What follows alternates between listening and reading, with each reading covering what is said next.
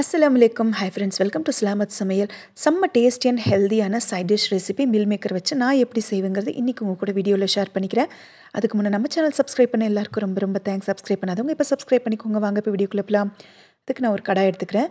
கடாயில் 2 table spoon அளவுக்கு oil சேர்த்துக்கிறேன். எண்ணெய் சூடானதும் 1 ஸ்பூன் அளவுக்கு சோம்பு நல்லா பொரிஞ்சதும் ஒரு பெரிய வெங்காயம் எடுத்து நீளவாக்கில் கட் பண்ணி இதில் சேர்த்துட்ருக்கேன். வெங்காயம் ஓரளவுக்கு நல்லா வதங்கி கலர் சேஞ்ச் ஆக ஆரம்பித்ததும் 2 தக்காளி சேர்த்துக்கிறேன். ஒரு வெங்காயத்துக்கு 2 தக்காளிங்கிற கணக்குக்கு எடுத்து வதக்கிக்கிறேன். தக்காளி வெங்காயம் ஒன்று கூடி நல்லா வதங்கினதுக்கப்புறமா 1 ஸ்பூன் அளவுக்கு இஞ்சி பூண்டு பேஸ்ட் இதையும் சேர்த்து வதக்கிக்கிறேன். இதெல்லாம் ஒன்று கூடி வதங்கினதுக்கப்புறமா காரத்துக்கு தேவையான அளவு மிளகாய்த்தூள், 1 ஸ்பூன் அளவுக்கு தனியாத்தூள், 1 ஸ்பூன் அளவுக்கு சீரகத்தூள், அப்புறமா 1 ஸ்பூன் அளவுக்கு கரம் மசாலா தூள் இதையெல்லாம் சேர்த்துக்கலாம். இந்த ஸ்பைசஸ் பவுடர் சேர்த்ததும் அடி பிடிச்சிடும். ஸோ சிம்மில் வச்சுட்டு ஜஸ்ட் ஒரு 10லேருந்து 15 செகண்ட் மிக்ஸ் பண்ணிவிட்டு இதில் ஒரு கால் டம்ளர் இல்லைன்னா அரை டம்ளர் அளவுக்கு தண்ணி சேர்த்துக்கலாம். சேர்த்துட்டு உப்பு சேர்த்துட்டு நல்லா கொதிக்க விட்டுக்கிறேன். நான் இது நல்லா கொதித்ததுக்கப்புறமா ஆல்ரெடி நான் மீல் மேக்கர் சுடு தண்ணியில் போட்டு நல்லா கொதிக்க வச்சுட்டு தண்ணி வடித்து எடுத்து வச்சுருக்கேன்.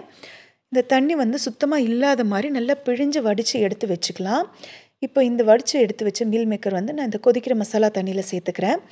சேர்த்துட்டு இந்த தண்ணியெல்லாம் இப்போ இது நல்லா அப்சர்வ் பண்ணிக்கும்.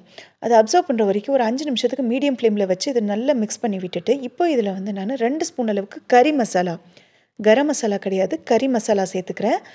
கூடவே கசூரி மேத்தி சேர்த்துக்கிறேன். ஒருவேளை கறி மசாலா இல்லைன்னு சொன்னால் நீங்கள் சிக்கன் மசாலா கூட சேர்த்துக்கலாம்.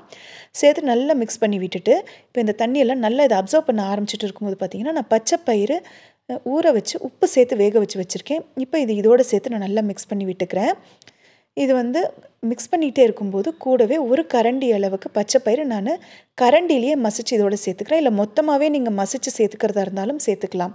இல்லை பாதி பாதியாக முழுசாக பாதி மசிச்சது பாதின்னு கூட சேர்த்துக்கலாம். சேர்த்துட்டு மூடி போட்டுட்டு ஒரு 10 நிமிஷம் மீடியம் ஃப்ளேமில் வச்சு எடுத்துட்டிங்கன்னு சொன்னால் அவ்வளோதான். செம்ம டேஸ்டி அண்ட் ஹெல்தியான மீல் மேக்கர்ஸ் ரெசிபி ரெடி. கண்டிப்பாக ட்ரை பண்ணி பார்க்க வேண்டிய ரெசிபி. குழந்தைங்கள்லேருந்து பெரியவங்க வரைக்கும் எல்லாருக்குமே ரொம்ப ரொம்ப பிடிக்கும். 100% செம்ம டேஸ்ட்டாக இருக்கும். கண்டிப்பாக ட்ரை பண்ணுங்கள். மறக்காமல் லைக் அண்ட் சப்ஸ்கிரைப் பண்ணுங்கள். உங்கள் ஃப்ரெண்ட்ஸ் அண்ட் ஃபேமிலிக்கும் ஷேர் பண்ணுங்கள். தேங்க்யூ.